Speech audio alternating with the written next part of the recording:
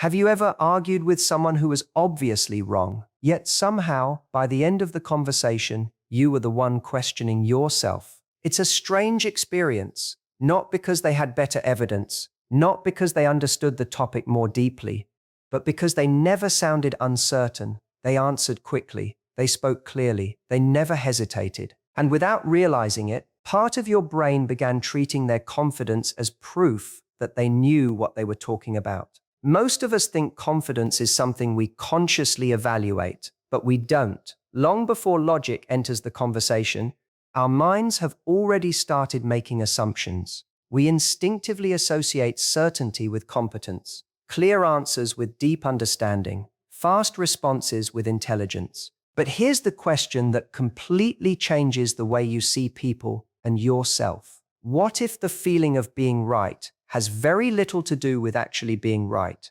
Because some of the most dangerous mistakes you'll ever make won't feel like mistakes. They'll feel obvious.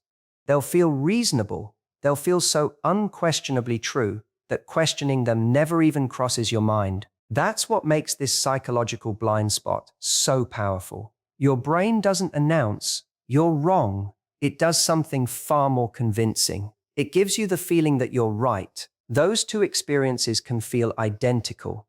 Think about the last belief you changed your mind about. Maybe it was about money, relationships, health, success, or even another person. Before you discovered you were mistaken, did your belief feel uncertain, or did it feel completely justified? Most of us only recognize our blind spots after we've stepped beyond them, never while we're standing inside them. And that leads to a paradox worth sitting with. The people who know the least can sometimes sound the most certain, while the people who understand a subject deeply are often the first to acknowledge complexity. Not because confidence is a flaw, but because untested certainty can be incredibly persuasive.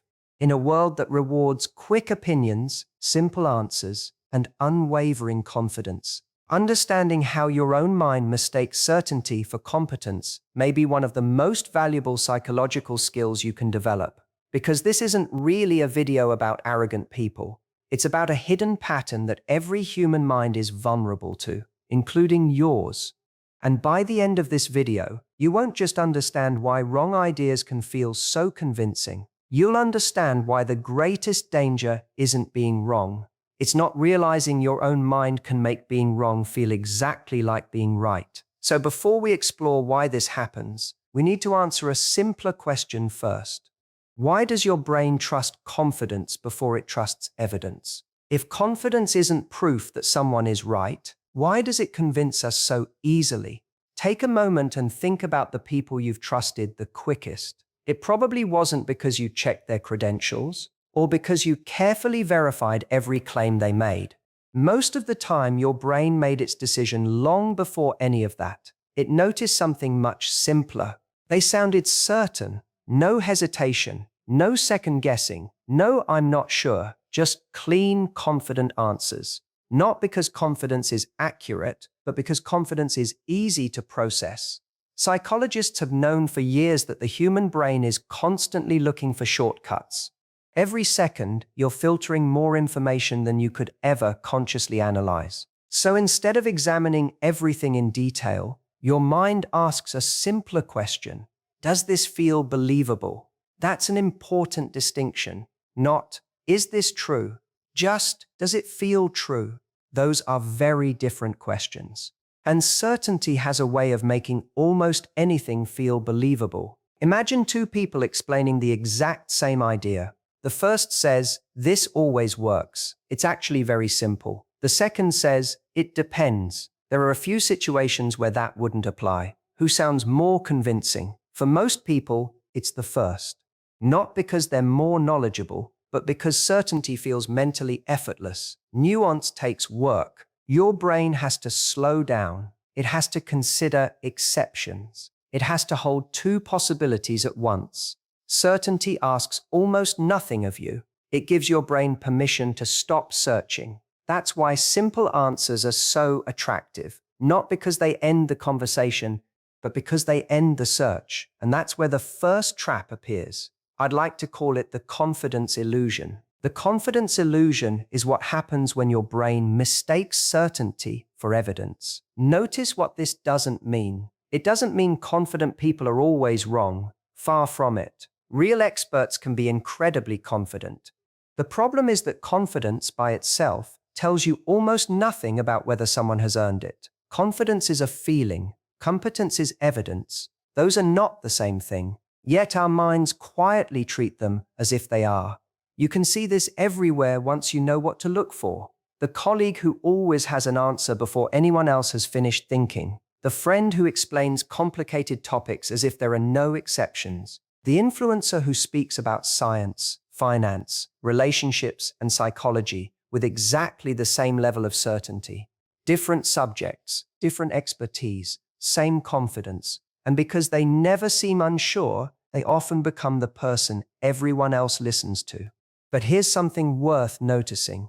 The people who genuinely know a subject rarely speak that way. Not because they're less intelligent, but because they've discovered something certainty hasn't: complexity. They've seen enough exceptions to know that reality rarely fits into absolute statements, which creates an interesting paradox. The people who sound the clearest aren't always the people who see the clearest. Sometimes they're simply seeing less. Now, before you start mentally listing people who fit this description, pause for a second, because this isn't just something we observe in other people. Every one of us has experienced it. Think back to a topic you became interested in. Maybe investing, nutrition, fitness, psychology. For the first few weeks, everything felt surprisingly simple. You learned a few principles, watched a handful of videos, read a couple of articles, and suddenly it felt like the whole subject made sense. Looking back now, you probably realize how little you actually knew. But at the time, did it feel that way? Of course not. It felt like understanding. That's what makes this illusion so powerful. When certainty is genuine, and when certainty is completely misplaced, they feel almost identical from the inside. And that's where the real problem begins. If your own mind can't reliably tell the difference between knowing and merely feeling like you know, how is anyone supposed to recognize their own blind spots? That's exactly where the story goes next. So, how do you spot a blind spot that you can't see? At first, that sounds impossible, and in many ways it is. Imagine trying to check whether a ruler is accurate using that same ruler. If the ruler is flawed, every measurement it gives you will also be flawed. You can't use a broken tool to verify itself. Your mind works in a surprisingly similar way. When you judge your own understanding, you don't step outside your brain and inspect it objectively. You use the knowledge you already have, and that's exactly where the problem begins. Because the same knowledge you need to perform a skill is also the knowledge you need to evaluate how well you're performing it. If that knowledge is missing, both systems fail together. You make mistakes, and at the very same time, you lose the ability to recognize those mistakes. I'd like to call this the blind spot loop. The blind spot loop is what happens when the very thing preventing you from seeing the truth is also preventing you from realizing you're missing it. It's one of the cruelest design flaws in human thinking.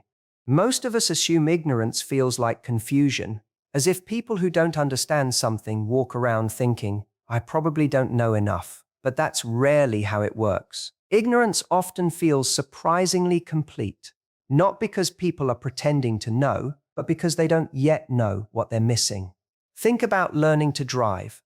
On your first few lessons, you're overwhelmed. Mirrors, speed, pedestrians, blind corners, traffic signs. Your brain suddenly discovers dozens of things it never noticed before. But rewind to the day before your first lesson. You weren't worried about checking blind spots, or reading the road, or anticipating other drivers. Those things mattered just as much back then as they do now.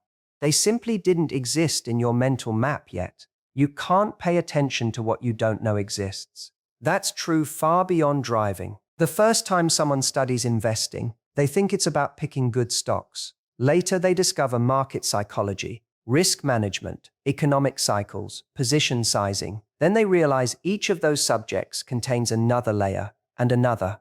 What once looked simple slowly reveals its complexity. The world didn't change, the map did. That's how learning usually feels. The more your understanding grows, the more invisible territory becomes visible, which leads to a strange paradox. Sometimes your confidence decreases even as your understanding grows. You're not learning less. You're finally seeing how much you never noticed before. Psychologists eventually gave this phenomenon a name, the Dunning-Kruger effect.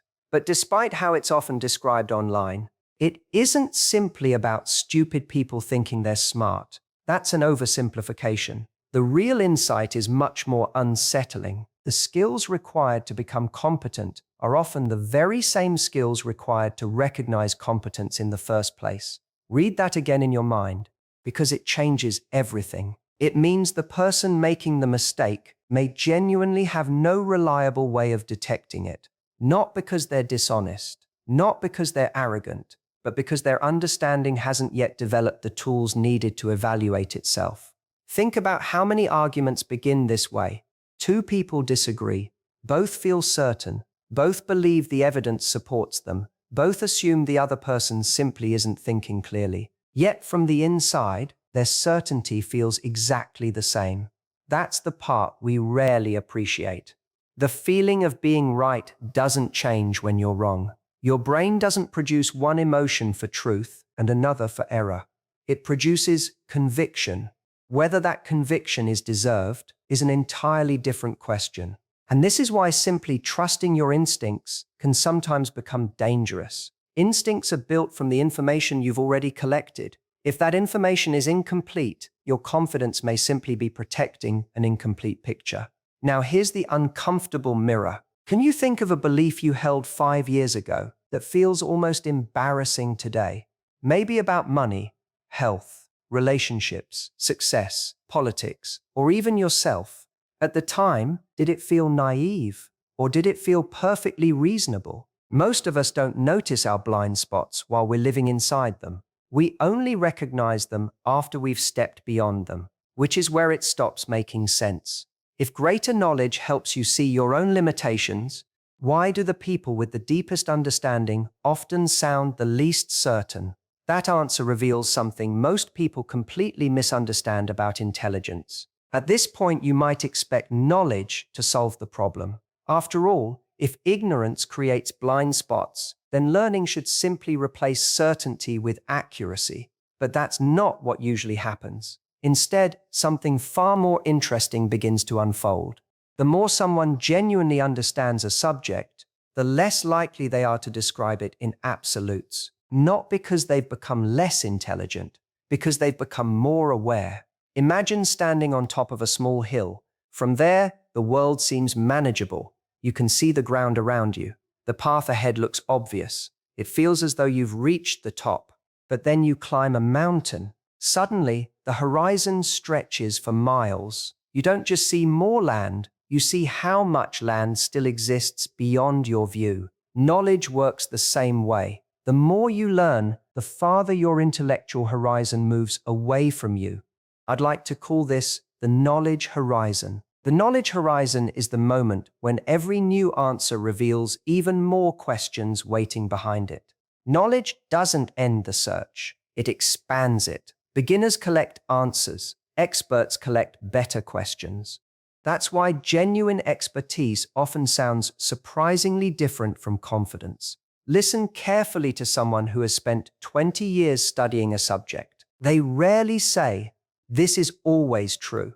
Instead, you'll hear things like, "It depends." In most cases, based on the evidence we have, there are exceptions. To someone looking for certainty, those answers can sound weak, even indecisive, but they're often signs of something much deeper.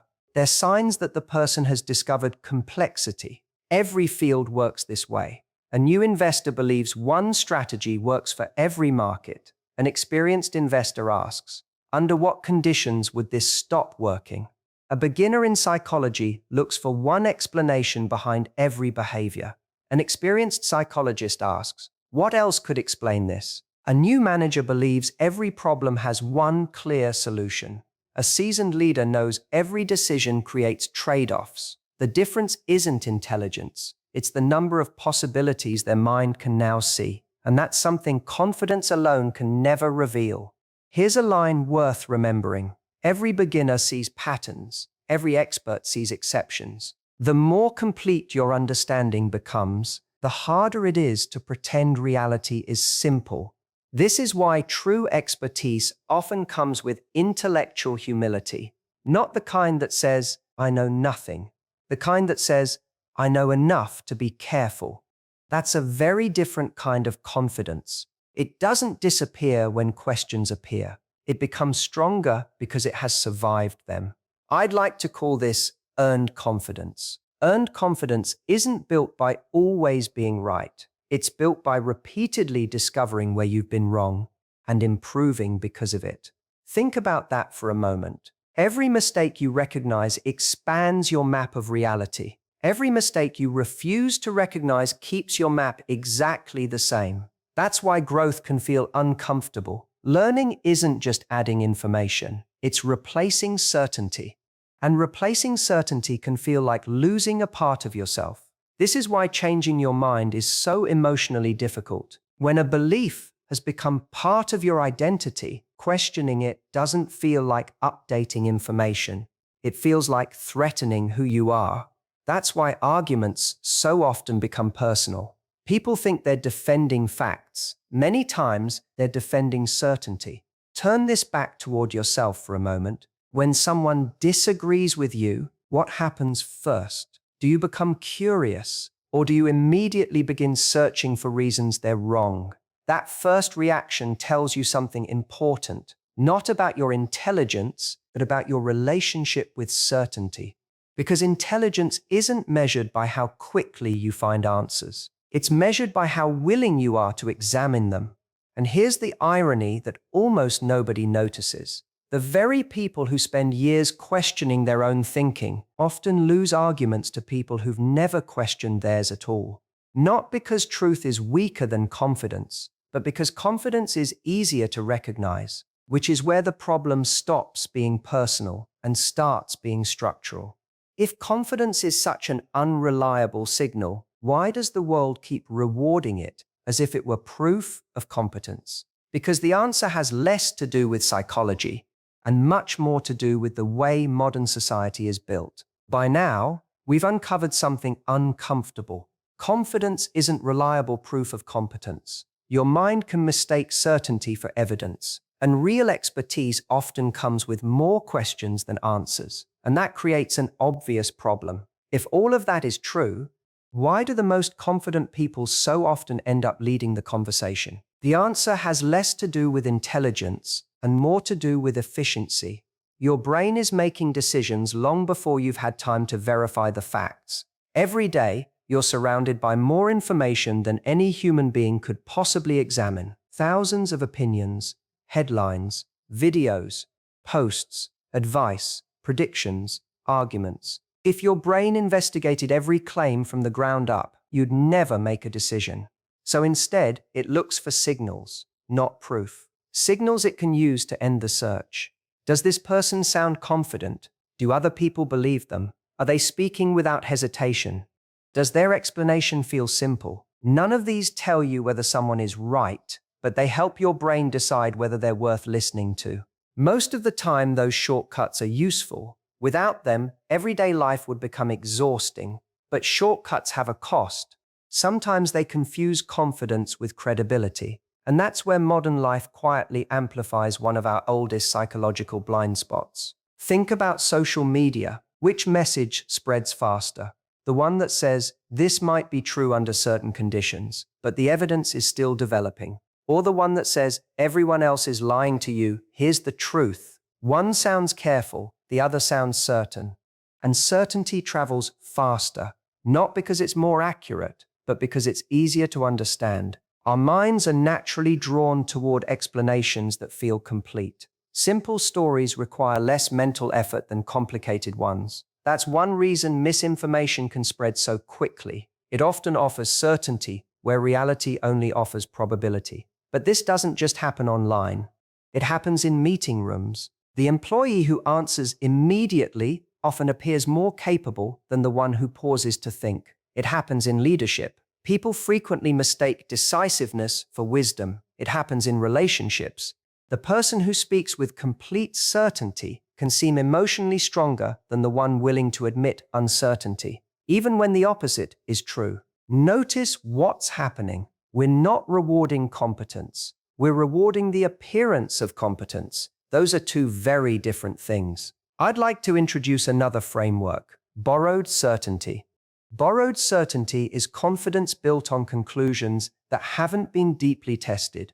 It often comes from repeating ideas rather than wrestling with them, from consuming information instead of understanding it. There's nothing wrong with learning from other people. We all do. The danger begins when borrowed ideas start feeling like earned understanding.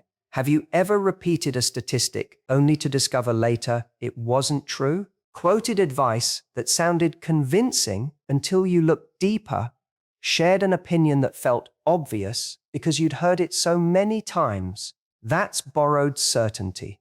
The belief wasn't strengthened by evidence. It was strengthened by familiarity. Psychologists call part of this the illusory truth effect. The more often we hear an idea, the more likely we are to feel that it's true, even if no new evidence has been added.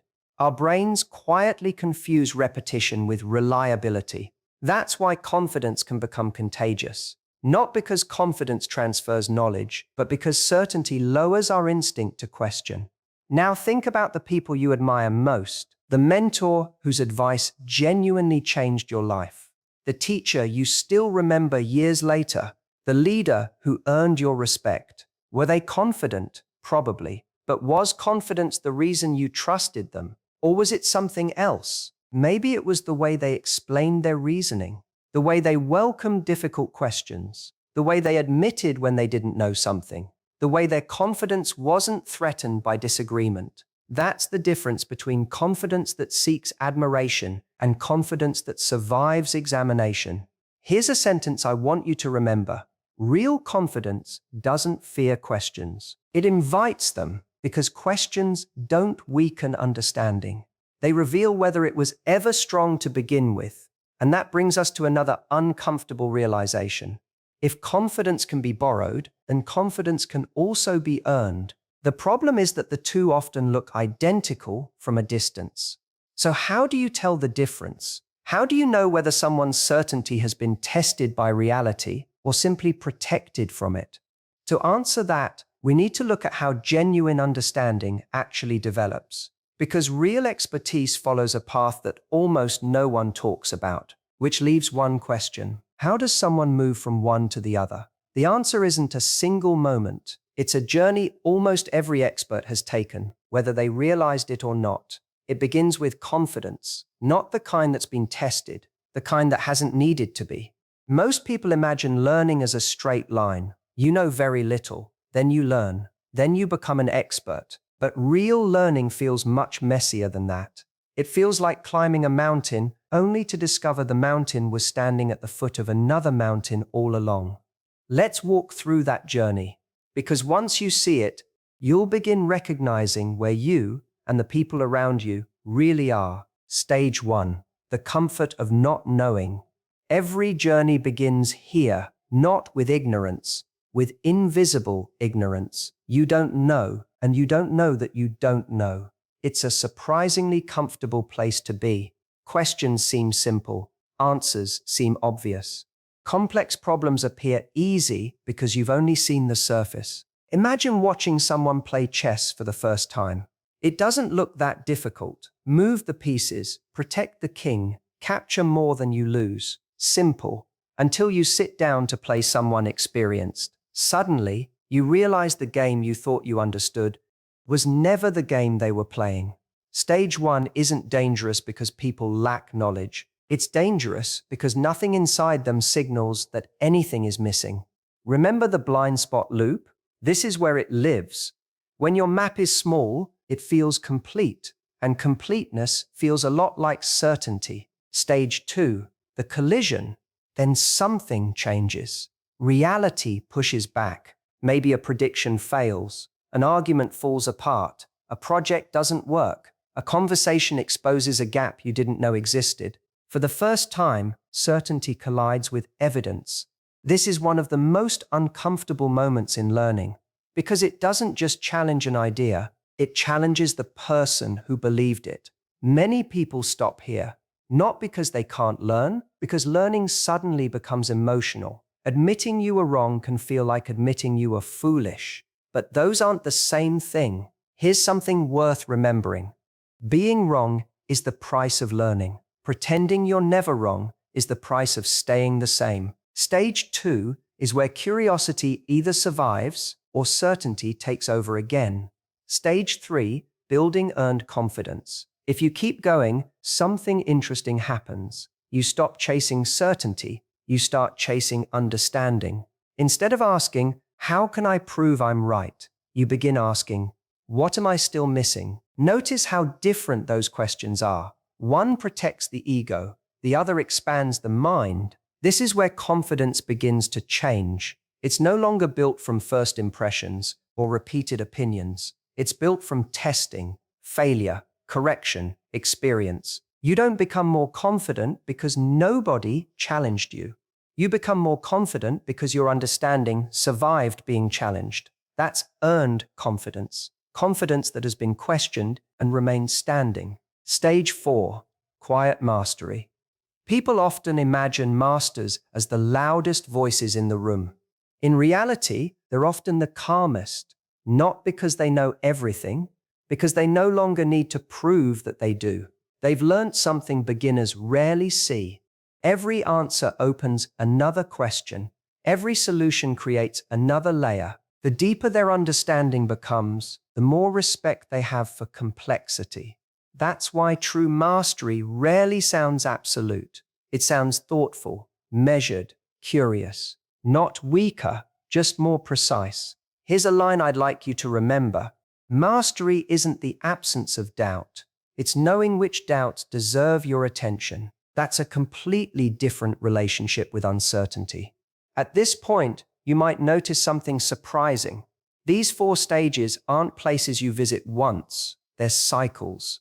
You can be in stage 4 as a designer and stage 1 as an investor, stage 3 in your career, and stage 2 in your relationships.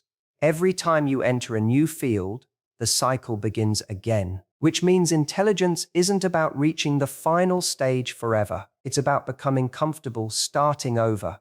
This is where it gets personal.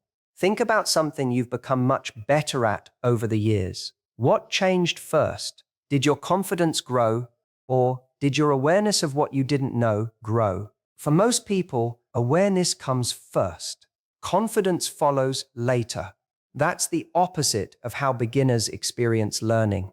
And once you understand that, another realization becomes impossible to ignore. Knowing these stages doesn't automatically protect you from the trap, because even people who understand this psychology still have blind spots they can't see. So how do you actually protect yourself? How do you build a mind that's less interested in feeling right and more interested in becoming right?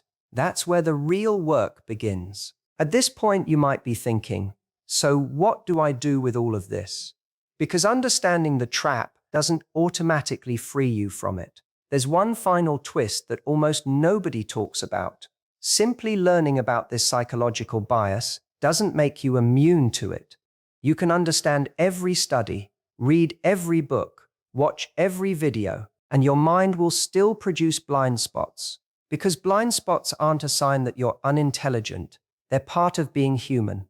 The goal was never to eliminate them. The goal is to notice them sooner. That's a very different standard. Most people think intelligence is measured by how often you're right. But over time, I've come to believe it's measured by something else. How quickly are you willing to discover that you're wrong? Those are not the same skill. One protects certainty, the other builds understanding. It starts with changing the questions you ask yourself, not once, habitually. The first question, what would change my mind? Before you defend a belief, before you argue for it, before you post about it, ask yourself something surprisingly uncomfortable. What evidence would honestly make me reconsider this? If the answer is nothing, then you've probably stopped protecting the truth and started protecting certainty. Because every belief worth holding should also be willing to face examination. Here's something worth remembering. A belief that cannot be questioned cannot become stronger. It can only become more fragile. But knowing what would change your mind isn't enough on its own, because a belief can survive that test and still be borrowed rather than earned, which is exactly what the next question is built to catch. The second question: have I earned this confidence? Notice I didn't ask, am I confident? Confidence is easy. The real question is whether your confidence has survived reality. Has it survived failure, criticism, experience, opposing viewpoints, or has it only survived agreement? There's a world of difference between repeating an idea and testing an idea.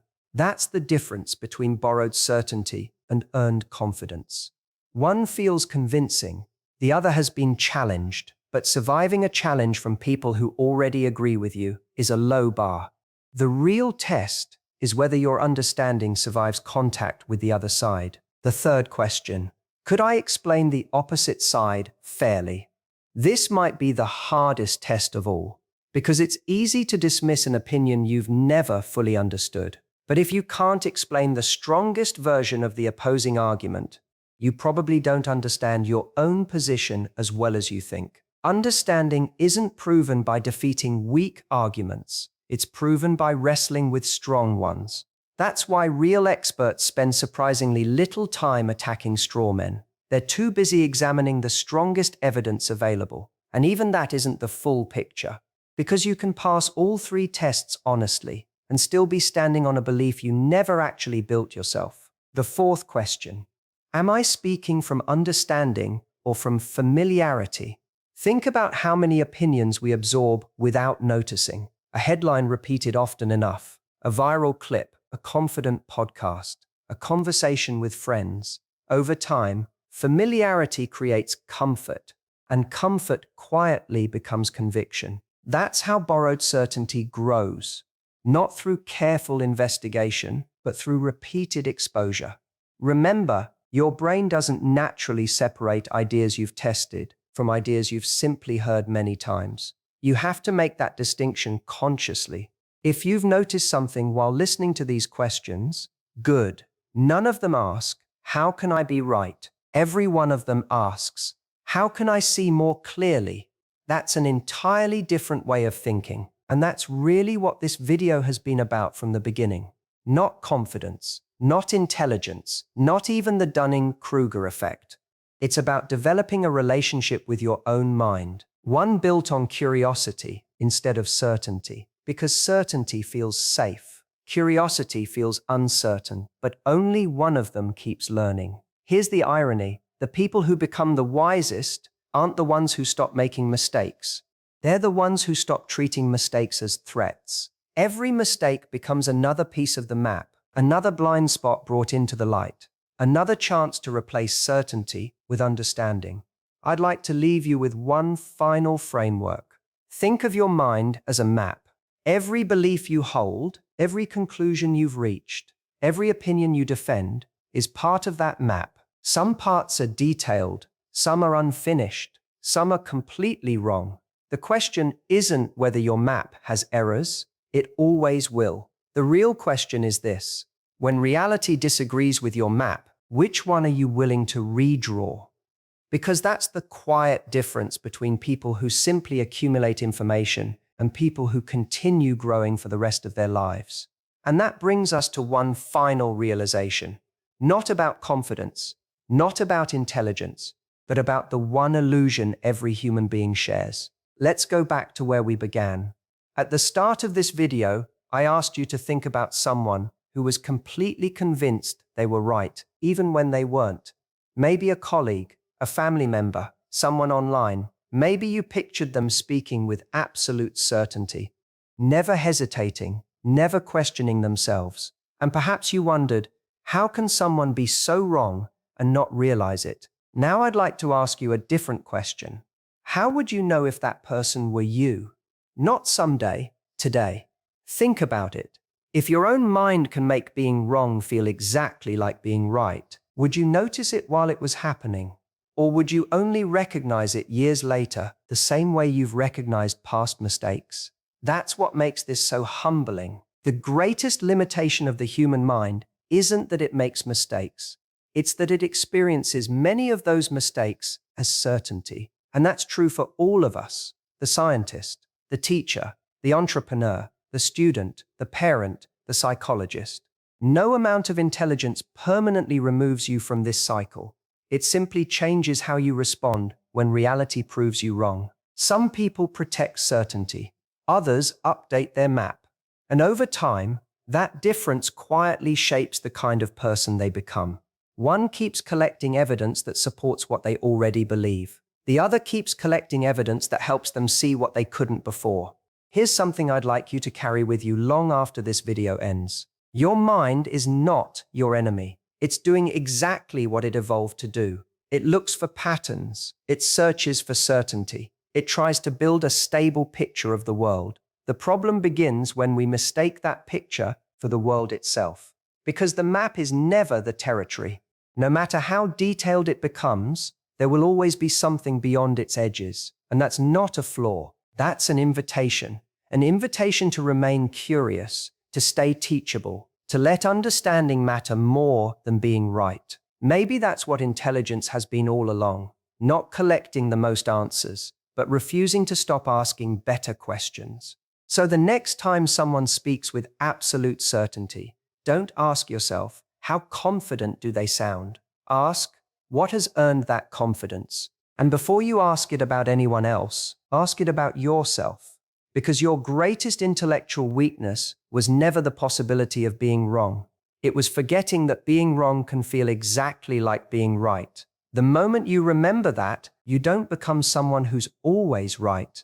You become something far more valuable, someone who never stops learning. Every name we've given a blind spot today was never the point. They were just easier to hold on to than the truth underneath them. The wisest people aren't the ones who know everything. They're the ones who never stop examining what they think they know. And maybe that's the real goal.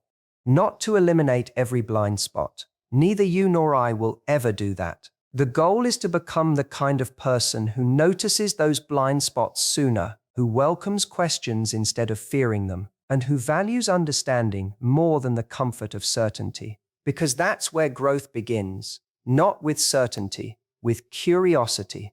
Curiosity is the decision to keep searching after certainty says you've already seen enough. If this video changed the way you think, then it has already done something far more valuable than giving you another psychological concept to remember. It's given you another question to carry into everyday life. The next time you feel absolutely certain about something, pause for just a moment and ask yourself, what if there's something I still can't see? That single question has changed the minds of scientists, leaders, inventors, and some of the wisest people who have ever lived. Not because it made them doubt everything, but because it kept them learning. Of the 4 questions we just walked through, which one would be hardest for you to actually ask yourself this week? Not the easiest to answer, the hardest to ask. Tell me the number in the comments. If you enjoy exploring the hidden patterns that quietly shape the way we think, make sure you subscribe. Every week, we explore another idea that doesn't just help you understand psychology, it helps you understand yourself. Until next time, stay curious. Because the moment you believe you've learned everything is usually the moment you stop seeing what matters most.